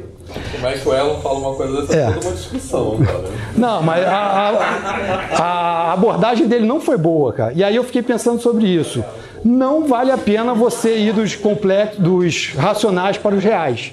Porque a gente nunca tem o conjunto contido no outro. É sempre por imersão e identificação. A melhor coisa seria isso aí, dos reais. Agora, quando você tem um conjuntão, aí você consegue extrair os caras lá de dentro. O problema é que não dá para começar desde o início com... Não, mas a minha proposta é começar com os reais. E Davidov tem um matemático russo que... Não, acho que é psicólogo ele, né? Mais um, né? Ele tem a abordagem toda, ele era do grupo de Vygotsky, ele tem a abordagem toda sobre números reais, iniciando por números reais, na escola, nos primeiros anos. Só que não é números reais, na época ele não tinha isso, é a representação. Na verdade, que ele trabalha com a representação mais solta, e aí ele trabalha os números naturais dentro desse sistema de representação mais amplo. Isso não é novo. O novo é a atenção que eu estou dando às palavras, o uso do GeoGebra, né? Então a noção... então é isso. Eu tenho visto, né? É muito comum o educador ser mais liberal e aí falar que ângulo é a rotação, o ângulo é o setor, né? Você pode olhar o ângulo de várias maneiras. Eu não gosto muito disso, mas assim, eu acho legal essa liberdade, e aí por isso que eu gosto das diferenciações. O objeto matemático, o ângulo, é um só. Quer dizer, você pode até pensar numa outra definição, mas é aquela, e não vai ficar mudando toda hora. É aquele lá, a não ser que ela seja um isomorfa, né? Mas é equivalente. Mas você vai definir o objeto. Agora, você pode usar modelos intuitivos diferentes para o mesmo objeto. Modelos intuitivos, eles podem ser bons até um certo instante. Eu não tenho que ser comprometido para o resto da vida. Então, por exemplo, números inteiros e saldo de conta bancária. Quando você chega na multiplicação, isso dá um nó. E aí os caras inventam as explicações mais malucas. Não, abandona esse modelo, vai para outro modelo. Você não precisa continuar nesse modelo o resto da vida. Então você tem modelos que servem para certas coisas, mas para outras não. É legal ter essa liberdade de modelos, né? Então, por exemplo, a noção de tamanho se confunde muito com a de ordem. E aí você não precisa ficar preso nisso. E pode viver modelos diferentes, né? Temperatura, a noção de tamanho funciona bem, né, com a noção de variação de temperatura, né, o tamanho da temperatura, o maior e menor, né, pelo termômetro. Apesar de que aí você vai ter temperaturas negativas que o termômetro não chega, né, mas funciona bem. A sombra, né, a sombra da árvore. Você tem o tamanho da sombra. Você pode ver a ordem da sombra pelo tamanho. Só que essa ordem não é muito boa, porque essa sombra pode vir mudar, né? Dependendo. Então você tem um sentido de sombra. Então só o tamanho não funciona muito bem para falar sobre a ordem da sombra. O som, eu acho que é o melhor exemplo, né? A gente fica muito preso ao tamanho. Qual é o tamanho do som? Você consegue perceber variação. Qual som é maior ou menor? Acho que isso é claro. Mas qual é o tamanho do som? Então você tem modelos que desmistificam, podem trabalhar, né, essa não confusão, né? Só curiosidade, cuidados que a gente pode ter, né? Então, olha, com propósitos didáticos claros, sabendo o que você tem, o que você quer, o que você tem em mente, você pode, por exemplo, isso aqui é uma animação, então voltando lá, né? Depois que eu vi aquela confusão, isso é uma animação que eu tenho no GeoGebra, que você pode falar sobre a representação de números entre dois números dados nos inteiros. E se você mexer a chavinha para cá, assim fica nos reais. Porque nas provas que eu dou lá no CEDERJ, os alunos fazem isso direto. Um intervalo aberto de menos 1,5 até 7,5. Eles vão botar isso aqui, né? Muita gente faz isso. Então eu fiz essa animação para confrontar as ideias e tal. Então, assim, essa animação é boba, não tem nada demais. Não, mas ela tem um propósito, né? Um propósito que eu acho importante, né? Evitar certos problemas, né? Raiz de 2. Ele é racional? Né? Tentando usar um pouco a orientação de Fishbein, né? Se eu olhar em termos de fração, de modo geral, não é muito natural achar que a raiz de 2 não é racional. Que era assim que se fazia antigamente. Não se trabalha na base 10, com réguas em base 10. Você escolhe frações variadas, né? Então isso aqui é uma animação que permite subdividir em números que você quiser. Você vai testando. O 17 ele para bem aqui. Então aqui é 17 partes, né? 18, 19, 20, 21, 22, 23, 24. 24 sobre 17 é a raiz de 2. Bom, como o GeoGebra permite o zoom, se você for trabalhar isso aí, você vai ver que não é exatamente o raiz de 2, né? Mas aí você pode buscar outros, né? Quem garante? Aí se você usar já dentro desse zoom 58, sei lá que fração aqui, né? Que numerador tá passando aqui, né? Mas aí você vai brincar com zoom, né? E aí você vai ver como que é difícil achar uma fração para o raiz de 2, né? Mas aí já começa a discussão, né? Abre espaço para discussão. Aí falando de raiz de 2, a gente fica muito voltado para a discussão se ele é racional ou não. A gente apresenta o raiz de 2 para discutir isso, basicamente, na escola, né? E eu acho que o mais interessante é para que serve. Alguém sabe dizer para que serve o raiz de 2? Fala-se no raiz de 2. Por quê? Diagonal do quadrado de um unitário. Tá, mas é só uma vez só, né? Por que eu preciso... É só uma coisa, né? Um caso. Minha vida não restringe a quadrados de lado 1. Por que raiz de 2? E olha, quadrado de lado... Fala. Não, pode falar. Quadrado de lado 1 só vale raiz de 2 para matemática, tá? Não, tudo bem. Esse raiz de 2... Esse raiz de 2 é um objeto, é uma referência a um objeto da diagonal. Bom, então vamos lá. Para quê? Tem outros quadrados. A gente não vive só de quadrado de lado 1. E aí tem outras diagonais. Qual é a relação? Como é que a gente pode trabalhar? Bom, com certeza a diagonal aumenta à medida que o lado aumenta. Então, um trabalho que você pode desenvolver, né? Eu citei... Você botou o resumo da palestra? Não. Porque nesse resumo tinha várias referências, né? Eu cito o Ponte, né? Eu estou de olho em trabalhos de João Pedro da Ponte, que é trabalho sobre desenvolver o raciocínio proporcional. Essa aqui é uma configuração que funciona muito bem para trabalhos. O Ponte ele tem utiliza vários sistemas de representação. E esse aqui é um que eu acho que não se trabalha. Essa é uma configuração ótima para falar sobre dobrou, triplicou, aqui dobra, triplica e analisar isso, né? Quando está nessa configuração paralela, esse comportamento de proporcionalidade ocorre. Se a figura não ficar paralela, isso não acontece. Bom, mas aí quando você olha, e aí eu tenho uma animação para isso, né? Quando você olha para a relação entre a diagonal, né, e o lado, né, e a diagonal do lado 1 e o lado, eles estão nessa condição de proporcionalidade. Então, para que serve o raiz de 2? Serve para determinar a diagonal de qualquer quadrado.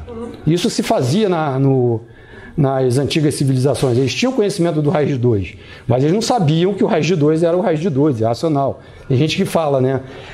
Eles já conheciam os irracionais. Não, eles sabiam que a diagonal do quadrado de lado 1 servia para determinar as outras diagonais. Mas se é irracional ou racional, duvido, né? Essa configuração, né? Então eu estou falando sobre a configuração da multiplicação de números reais. Ela serve para várias relações geométricas, né? Só mais uma curiosidade sobre números reais. Raiz de 2 não é solução dessa equação.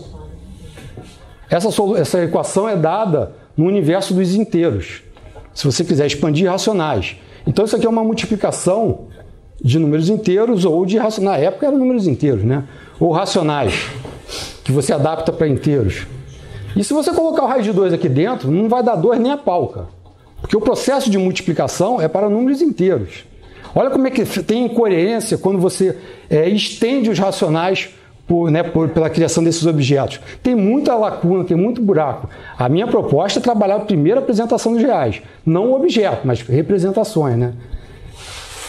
E uma ideia, né? A gente fala muito, né? Você não tem uma maneira de expressar o raiz de 2, né? Por decimais, porque não tem um padrão. Tem sim. Não no sistema decimal, né? Tradicional, mas tem mesmo. Né? Aqui em frações contínuas, todo o número algébrico, né? Ele tem essa expressão periódica, né? Então, nessa abordagem que eu proponho, o cara vai fazer a conta. Ele vai pegar a diagonal do quadrado de lado 1, vai multiplicar e vai obter 2. Ele vai ver isso, né? Aí esse é um exemplo que você falou, né? Do marceneiro, né? Se você for montar uma peça quadrada e quer uma travessão ali no meio, né? Passando no meio. Como é que você vai chegar na loja? Eu quero uma peça de tamanho 1,4, 1, 2 pontinhos, né? Ou eu quero uma peça de tamanho raiz de 2. Não, ou eu quero um pedaço de linha. Você chega aqui, eu quero isso aqui de peça, né? Qual informação é a melhor para você ser atendido, né? Isso aqui é uma ótima maneira de representar, né? Para mim, tão boa quanto as outras, muitas vezes melhor, né?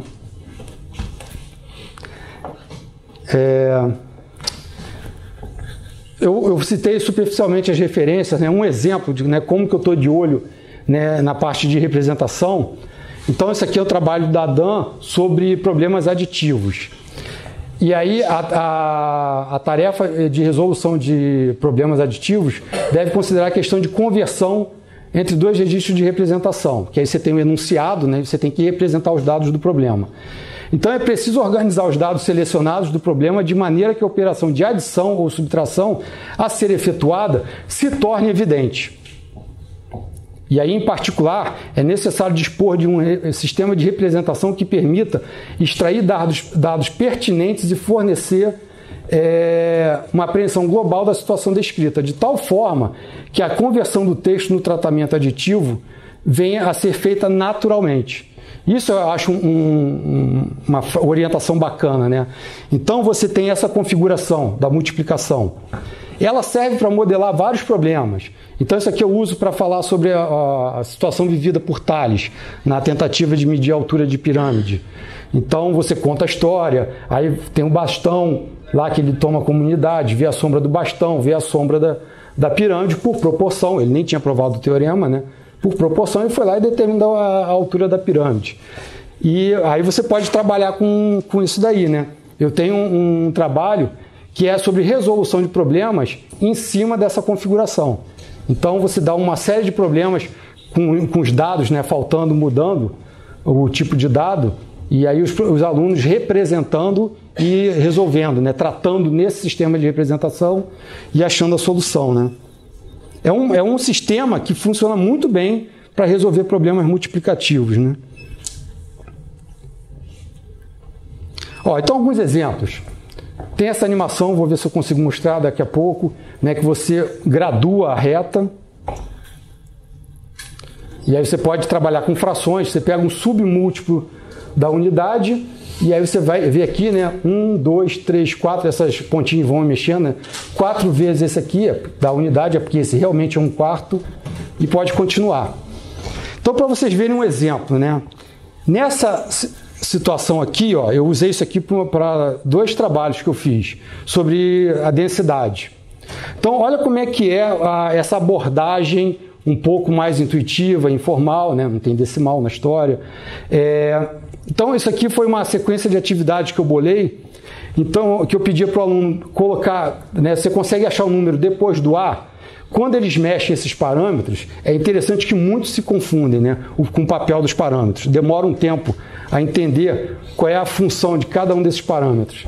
Então você pergunta, você consegue colocar sempre o número depois do A? Uma fração, né? Desculpa. Você consegue colocar uma fração antes do B? E aí vem a pergunta, você consegue colocar uma fração entre A e B? Aí ele vai lá e coloca. Aí você vai lá, chega no computador, aproxima A e B. Agora eu quero ver você colocar de novo. Aí ele vai ter que montar a estratégia, que significa diminuir aqui, né, o tamanho dos saltos, ou melhor, diminuir o tamanho dos saltos significa aumentar aqui, né? E aí até a hora que ele perceber. E aí você fica nessa dinâmica, né, de mudar os pontos, né? Vai dando zoom e tal, até a hora que ele vai perceber, professor, qualquer ponto que você me dê, qualquer par de ponto, é só pegar um número aqui cujo salto seja menor do que a distância desses 2 pontos. E aí, na faculdade, o que eu faço, eu vou além disso e apresento, a gente discute a demonstração do teorema. Então, teorema, dado 2 números reais A e B diferentes, existe um racional entre eles. Prova, considere A e B. E agora, o que a gente faz? Aí já começa, ó, vamos considerar um Q suficientemente grande, tal que 1 sobre Q seja menor do que a distância. Aí eu já pergunto, tá, mas eu posso considerar, seja Q tal Q, eu posso fazer isso? Aí eles costumam ratear, né? Não, a gente não tem que usar o fato do R ser um corpo arquimediano. Aí, tá, isso. Então, alguns até lembram, né? E aí, então, você usa, né, que existe tal Q, né? E aí começa, agora como que eu vou conseguir o P que eu consigo aqui dentro? E aí a gente vai estruturando uma prova matemática a partir do apoio intuitivo da animação, né? Quer dizer, muitas dessas animações têm objetivos grandes matemáticos, né? Ó, essa é uma animação que você trabalha com simétrico, e aí a gente fala o simétrico do 3, do 5, aqui o cara fica livre, né? Você faz o A correr livremente, e o simétrico, inclusive, pode ser negativo, né? Pode ser positivo, né? Quer dizer, né? E aí você pode usar essa animação para tirar essa ideia de que menos A é negativo e também para, por exemplo, como é que o menos A se comporta. Se eu faço o A aumentar, o que vai acontecer com o menos A? Diminui, né? Então você pode trabalhar, né, sem você dizer para o aluno o que é, né? Ele que explora, né? Todos esses são ambientes de exploração. Raiz de 3 vezes raiz de 2, dando raiz de 6, né? Aqui uma situação onde você discute quando que o AB é menor do que um dos fatores. A gente normalmente tem a ideia de que o produto é maior. Isso aqui é tudo num ambiente de exploração. Ele vai vendo, vai testando. Quando que o A ao quadrado é menor do que A. Falar sobre o inverso de um elemento, né? Tudo em cima dessa configuração da multiplicação. Monotonicidade. O que acontece se B é menor do que C? E aí eu multiplico por A. Olha os produtos. Mas isso vale para qualquer A. Aí quando você fizer A negativo, você vai ver a mudança, né? Bom, uma rapidinho.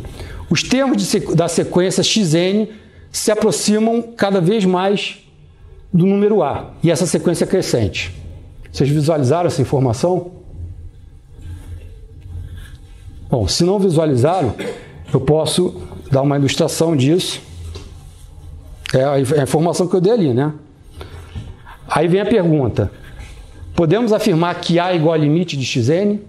Ou podemos afirmar que não é limite ou nenhuma das alternativas? Nenhuma das alternativas. Alguém acha essa daqui? Tá todo mundo de acordo? Pois é, né? Quem dá aula de análise faz uma afirmação dessa, dá um propósito. Esses números podem estar se aproximando, né? Eu posso garantir que existe um limite. Está cada vez mais se aproximando do A, mas não suficientemente. A informação ali não foi muito boa, né? Então, isso aí é uma coisa que o pessoal fala assim já quando vai ensinar limite. Que é se aproximar cada vez mais, não é se aproximar, mas não é arbitrariamente próximo. Que aí são coisas diferentes. Exato. Então a gente tem que ter essa malícia de fazer um zoom mentalmente ali. Não necessariamente. A língua portuguesa usada no nosso ensino de matemática, ele é muito complicado. Porque, por exemplo, qual é a representação que eu tenho de suficientemente próximo, arbitrariamente próximo ou suficientemente chegando? Não, mas... São imagens que eu tô, assim... Isso é num contexto universitário, né? No escolar isso é complicado, né? Mas então, dentro do contexto universitário, o cara não descobre tudo que ele viveu. Não, mas aí... Pois é, aí tá aquela... Quando se fala em você tem então, é uma coisa que não é de uma vez, né? Ações intencionais para problematizar as coisas.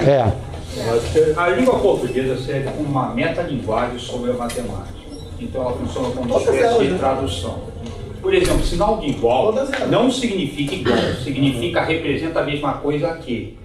Porque, a rigor, uma coisa só pode ser igual a si mesma. Se A é igual a B, isso é absurdo, porque A é vogal e B é consoante. Tá? O que eu estou dizendo é que A representa a mesma coisa que B. Por isso a necessidade do idêntico, porque o idêntico é uma identificação de significantes e não de significados. A simbologia matemática. O que eu chamo a atenção é o seguinte: é uma tradução. Se ela é uma tradução, necessariamente tem limite. Exato. E aí a gente tem que estar consciente disso. A matemática é perceber esse limite e inventar o trabalho para conseguir fazer. Exatamente. Não, eu estou falando que é exatamente isso que vocês estão falando aqui. Eu estou entendendo, João. Exatamente essa é a questão. É como que parece que quando falar arbitrariamente próximo, parece que está. Agora está entendido, beleza? Não está. Entendeu? E não está. Quem acreditar nisso aí não sabe a matemática. Eu tive aula sobre isso com o Manfredo.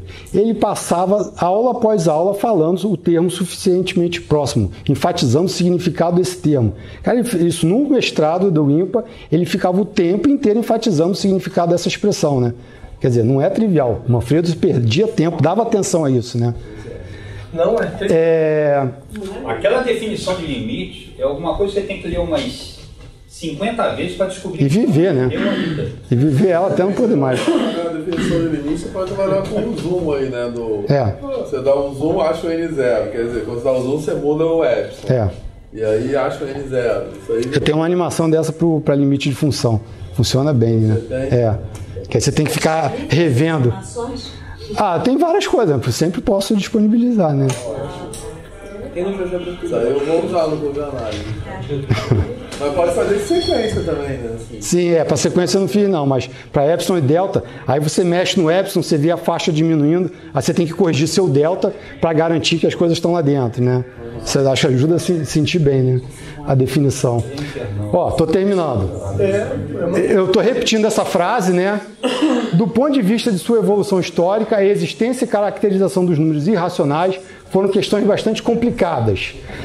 Apesar de ser antiga a convivência do homem com os números irracionais, só há pouco tempo, quer dizer, ao longo de 2000 anos mais ou menos, é que levou cerca de 2000 anos para resolver esse problema. Isso é um obstáculo. Isso já gera, essa frase já me assusta, né? Cara, eu não vou ensinar números reais, isso é muito complicado.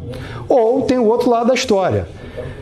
Números reais foi complicado para o matemático lidar com. O matemático teve dificuldade para lidar com os reais e formalizar. O homem comum lidou com os números reais tranquilamente. O físico, o artesão lidou com os reais tranquilamente, não teve problema nenhum. O matemático é que se deu mal lá, né?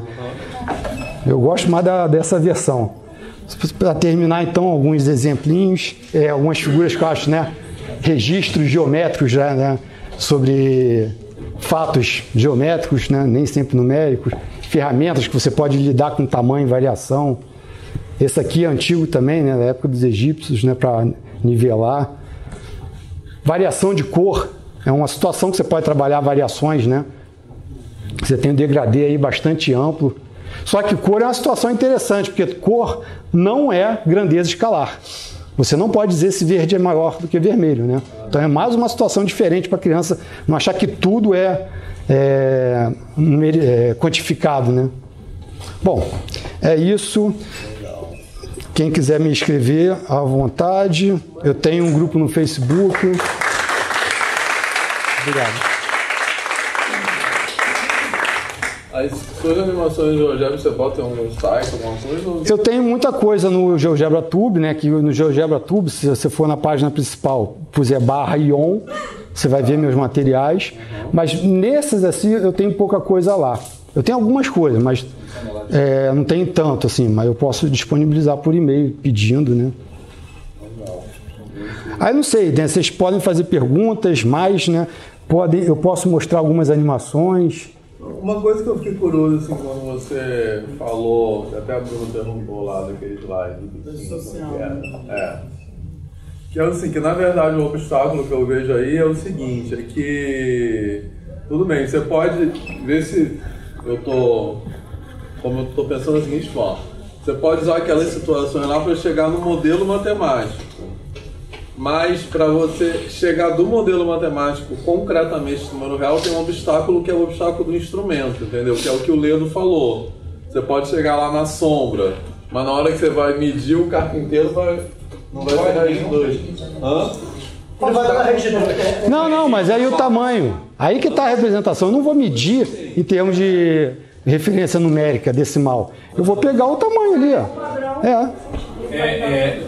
Duas coisas nessa brincadeira. Primeiro eu peguei o IO, vou falar qual é, dizer que não existe e dar graças a Deus isso não existe mais.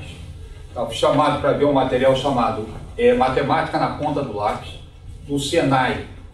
Era um material para ser utilizado com pessoas em construção civil, adultos. Tá? Pelo meio do livro eu li que os números reais não servem para nada. Tá? E se você pensar em termos de construção civil, a estupidez é colocar isso no livro que está se propondo ensinar matemática. Né? Mas na construção civil, quando você fala em medidas, toda medida é racional. Invariavelmente, toda medida é racional. Medida com instrumento, ela é racional.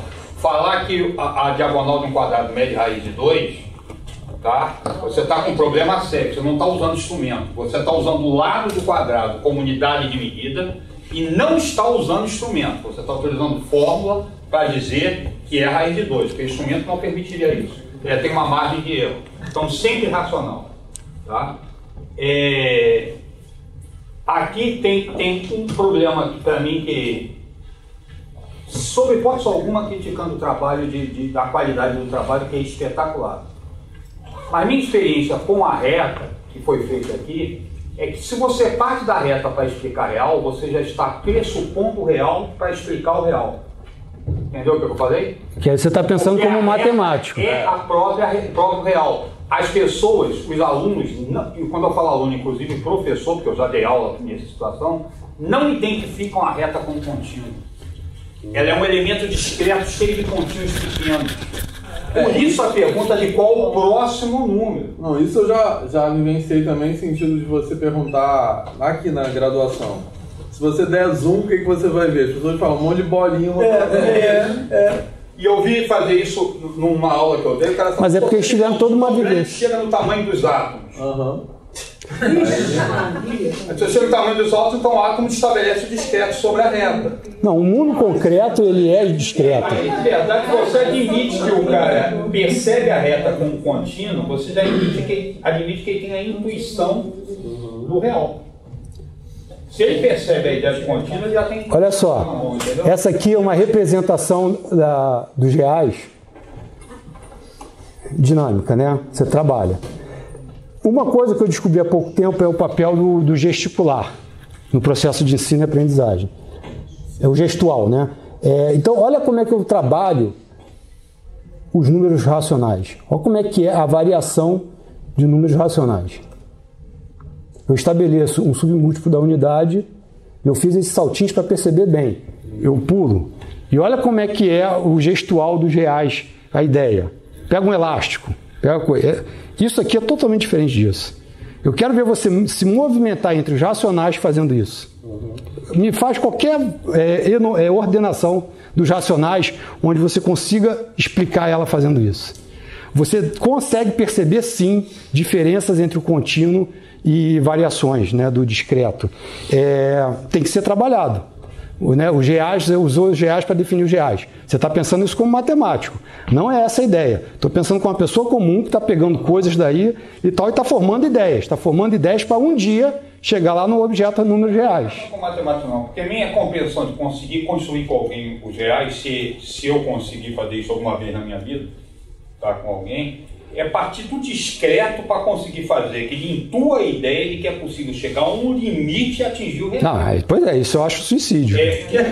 Não é. Não estou falando. Eu acho que isso não funciona. Né? Se você pega, por exemplo, e diminui as frações a tal ponto. Quer ver que interessante? Coloca fazendo. Mas eu não estou fazendo isso não, hein? Quadrado, tirei a diagonal, desci sobre a reta.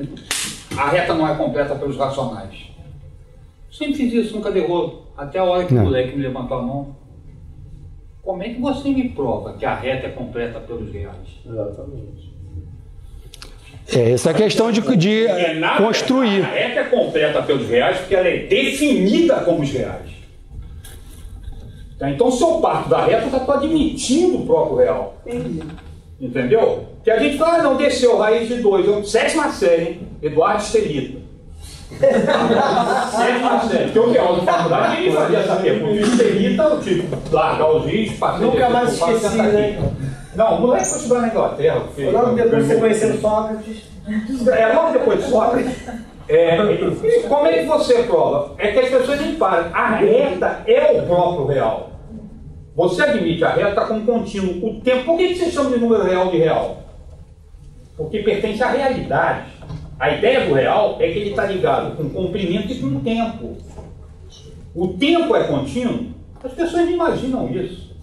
Tem centésimo segundo, milionésimo segundo, trilionésimo segundo, mas tem um instante limite.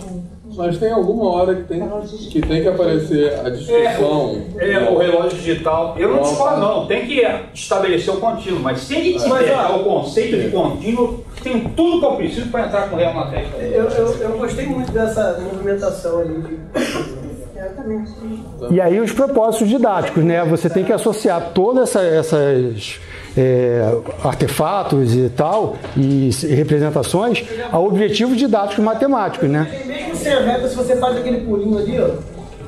Então, olha só, tem... Deixa marcado o pulinho, ele vai quase fazendo uma reta, vai dando um zoom e vai aparecer uma reta. Bem legal. Um zoom ao contrário, né? Vamos dizer assim. Vocês estão vendo? Né? Se fizer os pulinhos, vai aparecer uma reta. Ó, já dá para ver uma coisinha ali. Então, ó, olha aqui, ó, uma ideia que ele falou. Quando você pega uma imagem, cobre só com os racionais. Uma neblinazinha muito fajuta. Tá, coloca a raiz de 2, raiz de 3, raiz cúbica de 2. Bota qualquer número algébrico que você conheça. Número de ouro, coloca. Vai ficar isso daí. Agora, tira, além desses caras, todos esses caras que você consegue imaginar operando e tal, vai dar isso. O que falta para cobrir os reais é isso aqui mais ou menos. Né? Só para ter uma noção, né, em termos de densidade. A quantidade de racionais é muito maior do que de racionais ou de qualquer outro número não racional que você conheça, né? Que são os algébricos, né? Os transcendentes é que estão nessa proporção, né? Então, realmente, esse processo de ampliar, você não tem como convencer a criança que vai ter o contínuo, né? Por isso que eu acho que tem que ser dos reais para baixo, né? Eu concordo contigo, eu nunca vi esse efeito do real para baixo, tão pequeno.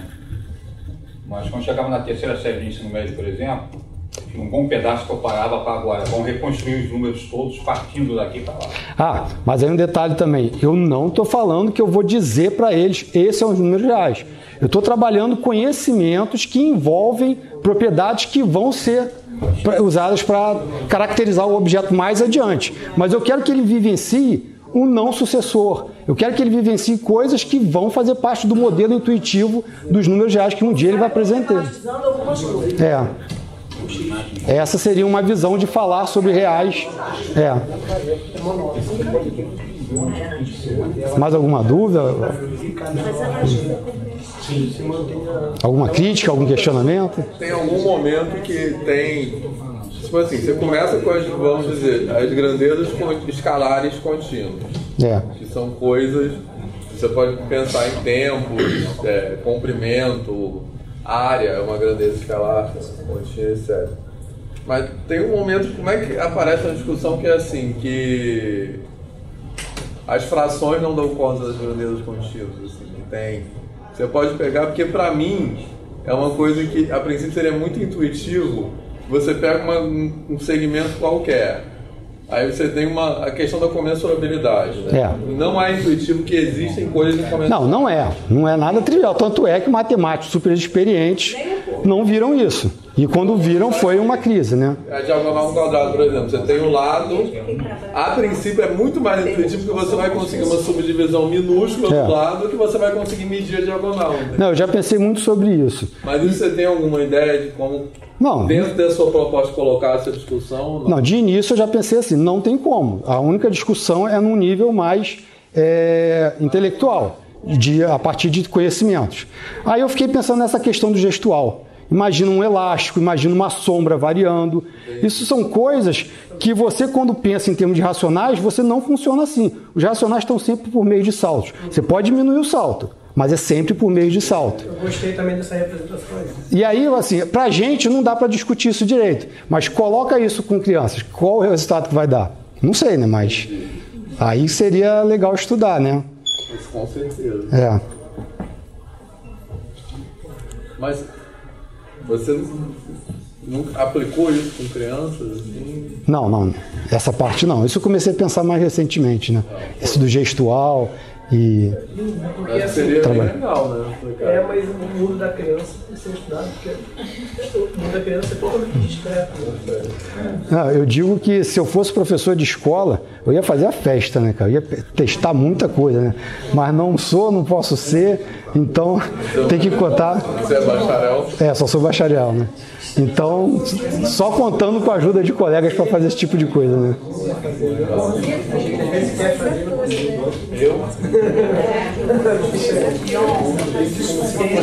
Valeu, Aguinaldo. Mais alguma pergunta, gente? Valeu, gente. Obrigado.